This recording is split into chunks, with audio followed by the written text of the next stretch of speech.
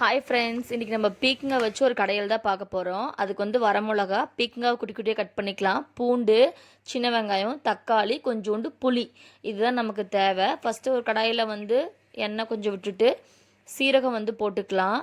சீரகம் வந்து நல்லா பொரிஞ்சு வந்துடணும். வந்ததுக்கப்புறமா என்ன பண்ணோன்னா கொஞ்சோண்டு கருவேப்பந்தலை வந்து ஆட் பண்ணிக்கலாம்.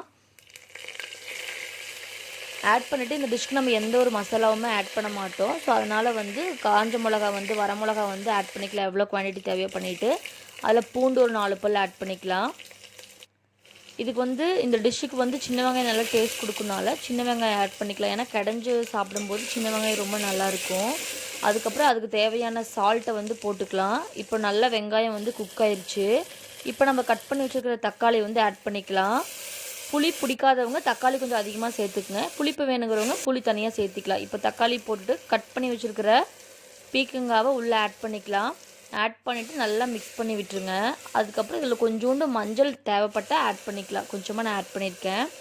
ஆட் பண்ணிவிட்டு கொஞ்சம் காய் வெந்ததுக்கப்புறமா நமக்கு எவ்வளோ குவான்டிட்டி தண்ணி வேணுமோ நம்மளுடைய வீட்டில் இருக்க மெம்பர்ஸ்க்கு தகுந்த மாதிரி தண்ணி வந்து ஆட் பண்ணிக்கலாம். நாங்கள் 2 பேர்னால 1 டம்ளர் நான் ஆட் பண்ணேன். அது நல்லா ஒரு 10 to 15 மினிட்ஸ் குக் ஆனதுக்கப்புறமா புளி தண்ணி வந்து ஆட் பண்ணிவிட்டு அது ஒரு 5 மினிட்ஸ் குக் ஆகட்டும். நான் வந்து கருப்பு புளி ஆட் பண்ணதுனால தான் இந்த கலரில் இருக்குது. நார்மல் புளினா இப்படி இருக்காது.